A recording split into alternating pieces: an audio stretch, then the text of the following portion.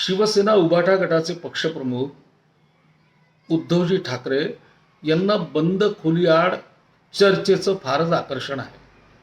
आपल्याला कल्पना असेल, आपल्याला माहिती असेल की 2019च्या विधानसभा निवडणुकांचा निकाल लागला आणि या निकालानंतर उद्धव बाळासाहेब ठाकरे एकाएकी महाराष्ट्राच्या जनतेसमोर आले आणि त्यांनी बंद खोलीआड अमित भाई शहा देशाचे गृहमंत्री आणि उद्धव ठाकरे यांच्यात चर्चा झाली होती असा गौप्यस्फोट केला होता.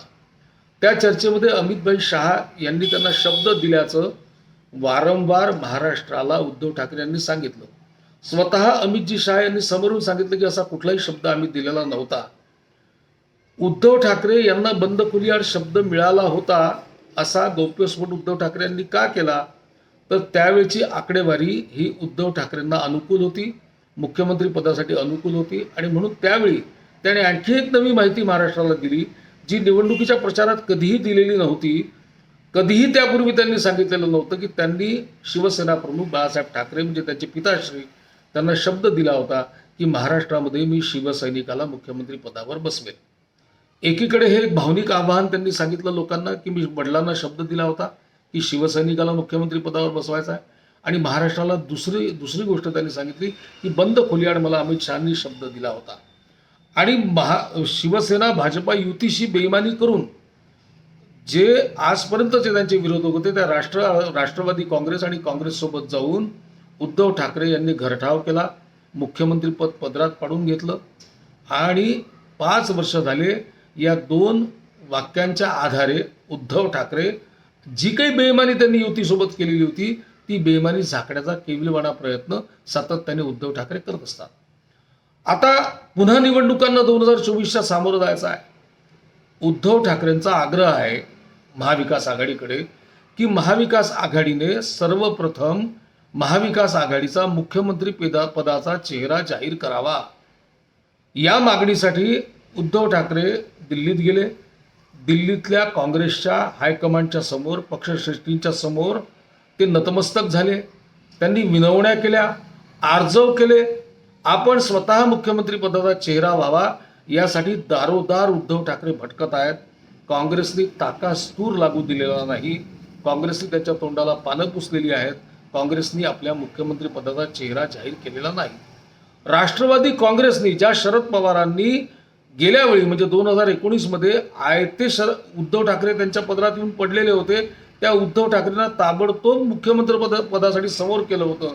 पण यावेळी शरद पवार देखील मुख्यमंत्री पदासाठी उद्धव ठाकरेंना समोर करायला तयार नाहीत. अशा वेळी उद्धव ठाकरेंची बाजूनी किंवा महाविकास आघाडीच्या बाजूनी रोज कुठला तरी खोटा नॅरेटिव्ह सेट करणारे संजय राऊत पोट तिडकीनी रोज मुख्यमंत्री पदाचा चेहरा जाहीर करा याची बाजू मांडतायत. पण या बाजूला काँग्रेस फाट्यावर मारते आहे, राष्ट्रवादी काँग्रेस फाट्यावर मारते आहे. कोणीही या विषयावर बोलायला तयार नाही. ज्याचे अधिक आमदार निवडून येतील त्यांचा मुख्यमंत्री राहील या भूमिका आजपर्यंत तरी काँग्रेसने आणि राष्ट्रवादी काँग्रेसने घेतलेल्या आहे. उद्धव ठाकरे यांनी महाविकास आघाडीच्या मेळाव्यामध्ये ते सगळ्यात सिनियर स्वतःला समजून सगळ्यात शेवटी भाषण करत होते. पण यावेळच्या कुठल्या तरी कार्यक्रमामध्ये ते पहिल्यांदा समोर आले आणि पहिल्यांदा समोर येऊन त्यांनी महाविकास आघाडीच्या नेत्यांच्या समोर स्वतः एकदा मागणी केली की चेहरा कोणीही ठरवा पण निवडणुकीच्या आधी ठरवा, नाही तर पाडापाडीचं राजकारण होतं. म्हणजे चेहरा ठरवल्यानंतर पाडापाडीचं राजकारण होतं. जे उद्धव ठाकरे यांनी शिवसेना भाजप युतीत केलेला आहे तो आपला अनुभव त्यांनी महाविकास आघाडीला सांगितलेला आहे की पाडापाडीचं राजकारण होतं. कारण की देवेंद्रजींच्या नेतृत्वात निवडणूक लढवल्यानंतर भारतीय जनता पार्टीच्या सीट्स कशा कमी होतील हा उद्धव ठाकरेंनी केलेला प्रयत्न त्यांच्या पाठीशी आहे. हा अनुभव त्यांच्या पाठीशी आहे आणि म्हणून ते मांडणी करता आहेत की उमेदवार पहिले ठरवा, नाही तर पाडापाडीचं राजकारण होईल. आता आपण हे सगळं सांगितल्यानंतरही महाविकास आघाडीचे नेते आपल्या म्हणण्याला महत्त्व देत नाहीत. हे लक्षात आल्यानंतर उद्धव ठाकरेंनी ज्या एका नॅरेटिव्हच्या आधारे मागच्या वेळी आपलं मुख्यमंत्री पदरात पाडून घेतलं होतं तो नॅरेटिव्ह म्हणजे बंद खोलीआड अमित भाईंशी झालेली चर्चा.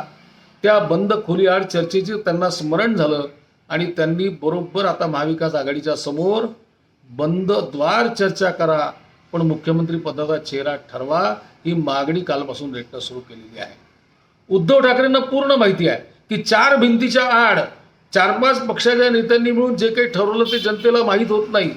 नंतर उद्धव ठाकरे आपल्या स्वभावाप्रमाणे बाहेर निघतील आणि खोलीच्या आड असं ठरलेलंच नव्हतं असं महाराष्ट्राला सांगतील. हे कदाचित महाविकास आघाडीच्या नेत्यांच्या लक्षात आलं असावं, म्हणून उद्धव ठाकरे वारंवार मागणी करतायत. संजय राऊत बोलतायत.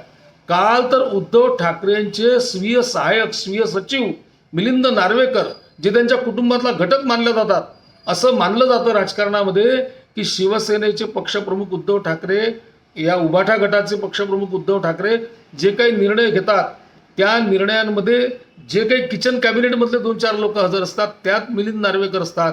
त्या मिलिंद नार्वेकरांनी काल आपल्याच नेत्याला, जे रोज त्यांच्यासोबत असतात, त्यांनी आपल्याच नेत्याला पत्र लिहिलं आणि पत्रामध्ये असं नमूद केलेलं आहे की जर पक्षाचा चेहरा ठरणार नसेल, मुख्यमंत्री पदाचा चेहरा जर ठरणार नसेल तर तुम्ही फक्त शिवसेनेच्या उमेदवारांचा प्रचार करावा, शिवसेनेच्या मतदारसंघांचा प्रचार करावा, अन्य प्रचार करू नये.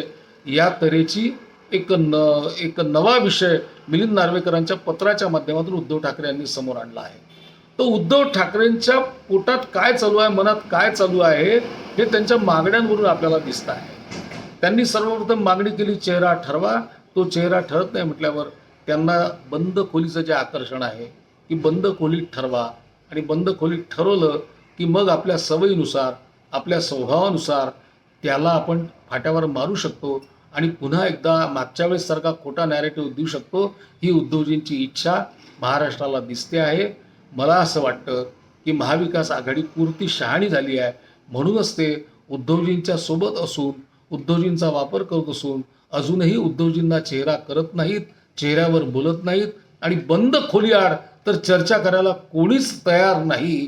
यावरून उद्धव ठाकरेंचं महाविकास आघाडीत आता स्थान काय आहे हे महाराष्ट्राला दिसायला लागलेलं आहे.